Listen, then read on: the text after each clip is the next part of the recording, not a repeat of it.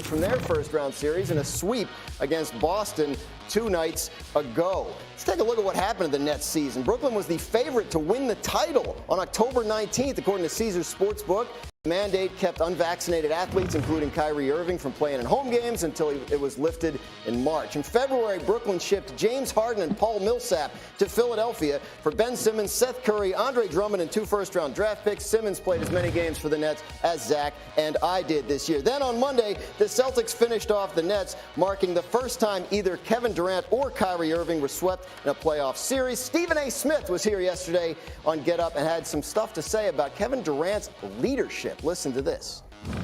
Kevin Durant is one of the greatest players in NBA history, and I consider to be the best player in the world today, regardless of what just happened in this series, even though it was bad. I think exhaustion played the part. I think we're going to learn that he was a bit injured in this series as well. As great as he is as a player, he's that poor as a leader. You're the face of this franchise, and you've been deferential, because you're deferring to your boy Kyrie. That's your man. He's incredibly loyal and what have you. You have to step up as a leader and show that you are truly deserving of being the face of a franchise by holding people accountable. Zach, your thoughts? I get what he's saying. Someone needs to set a tone for what the Nets stand for. They used to stand for plucky competitiveness when they had D'Angelo Russell, Joe Harris. Someone needs to set the tone.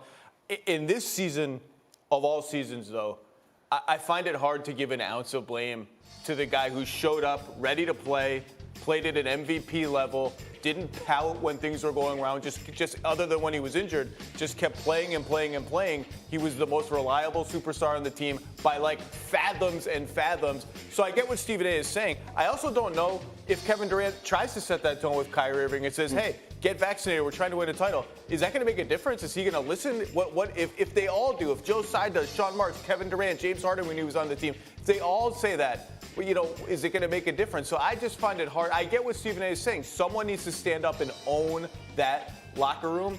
But I find it hard to point any blame at KD after this season. Yeah, I was thinking, of all the things that went wrong for them this year, Kevin Durant doesn't seem to be one of the biggest. But that said, he did not play particularly well in that 4-game sweep against Boston. Vince, what stood out to you about his performance in that series?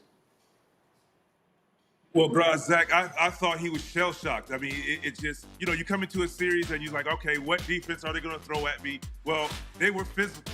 They were under him. They were nagging him, just getting under his skin. Sometimes you can get under KD's skin when you're a little physical and when you just bump him around a little bit and you foul and maybe say a few words to him. And I just looked shell-shocked and just out of sorts for whatever reason. And it didn't help that he got the turnovers. He wasn't making shots. He couldn't find guys. Guys couldn't get going to help him or make the game easier. And, of course, Game 4, when they needed him to get rolling, he found a way. But to me, he just looked shell-shocked and bothered mentally from start to finish. Dude, you can get under Kevin Durant's skin with a tweet, but that's a different story for another time. Zach, after the game, Kyrie Irving mentioned that he looks forward to managing the franchise alongside Durant. What did you make of his comments about that? They are a little bit tone deaf, I think, after the season. Like, my first reaction was managing the franchise. They have people whose job it is to manage the franchise. How about we just play for the franchise? He's played 103 games in 3 seasons, and obviously injuries have played a part of that. Other things have played a part in that, too.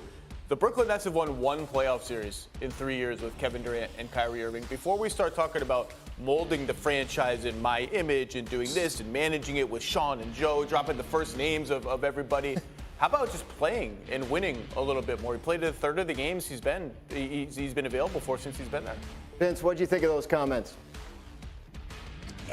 Zach, I'm with you. You have to earn that honor. You have to win games for that franchise. Yes, they should value their opinion of guys they would like to play alongside. But also, if you're going to keep Steve Nash, that's another guy you might want to have in the room asking him what type of guys he would like for his team. Because for me, as a player sometimes who've been asked about coaching, that's the one thing that kind of bothers me is you hire a coach to coach your team, but you don't get the players that match or fits his style of coaching. So I think they need to go back to the drawing board. First and foremost, make sure your big 3 is set. Make sure Ben Simmons, whatever mentally and physically the problems that he's having, you get that figured out. Then you have Kyrie, bring him in, and of course, tie it in with Durant, and then you fix your deficiencies that we saw defensively and more scoring, more two-way players, more height. So there's a lot of things that need to happen, but kind of letting the players run the organization, not a good idea. We've seen that has happened when guys have done that, i.e. in LA. Yeah, he mentions Simmons, Zach, and then the guy they traded for didn't play for either of his teams this year. If we're living in a world where we expect him back next season, does that make them, we're going down this road again, a title contender with Durant and Kyrie? I'm sick of using the word theoretically because I said this when they did the trade. Everyone was so excited about the fit of Ben Simmons with Kyrie Irving and Kevin Durant. He doesn't need to create shots. He doesn't need to handle the ball. He can be there, Draymond Green, defend, rebound, push the pace. Yeah, I get it. It all makes sense. Can we see it first? So I'm excising theoretically, yes. I'm excising theoretically, and I'm saying no until we see it. I'm not going to talk about what this team could be, how good they could be, could they make the conference finals, could they contend, until we see the team with the big three playing. We know we're going to see Kevin because that's what Kevin Durant does. He comes and plays. Are we going to see the other two? If so, I'll evaluate the team then until no, they're not a title contender. Vince, one final thought on this. I'm right there with you. I want to see the team. They need to upgrade the roster first. I mean, what they have right now, maybe so, but you got to make sure your guys are going to be available. So I'm with Zach. Let's just see what happens in the summer and what product they put on the floor next year. And I think once we see that, you'll be able to decide if they're contenders. All right, lots more hoops with these two as the show continues. We're going to move to you know what? I don't want to move to Give it up. JJ called it. The preseason favorite to win the title, the Brooklyn Nets, got swept on their home floor last night. KD finally looked like himself, putting up 39, 7, and 9, but it wasn't enough, and Ben Simmons was not on the bench after his back issues resurfaced, and a lot of scrutiny around first-year head coach Steve Nash. Here's KD on the head man and Hall of Famer. Steve's been dealt a crazy hand the last 2 years. He's had to deal with so much stuff as a head coach, first-time coach, and trades, injuries, COVID, just a lot of stuff he had to deal with. And I'm proud of how he just focused and his passion for us. And, we all, continue to keep developing over the summer and see what happens. Okay, JJ Redick, you were very right. They didn't win a series. Challenged you on that. And there's that. But now let's get to Nash. Does he deserve to lose his job after what just went down? No, I don't think so. And what Kevin brought up, I think, is important because it provides some context about the disappointment surrounding the Brooklyn Nets. If we go back to last year, first of all, Kevin Durant's coming off an Achilles injury. Mm-hmm. They start out the season with depth. Spencer Dinwiddie tears his ACL. Kyrie goes on sabbatical. They bring in James Harden. He hurts his hamstring. Kyrie sprains his ankle. We go to this year. Harden wants out. Kyrie's unavailable. They make the trade. Ben's unavailable. On top of all that, and this is the most important part, and it's what I brought up 10 days ago, whenever that was, that clip was, this team is severely lacking in two-way depth, and Ben Simmons could have helped a little bit with that. But when we look at the Boston Celtics, they're a team full of two-way players. Jason Tatum, Jaylen Brown, Al Horford, Marcus Smart, Grant Williams. You go down the line, a lot of those guys were drafted by the Celtics. There is homegrown talent.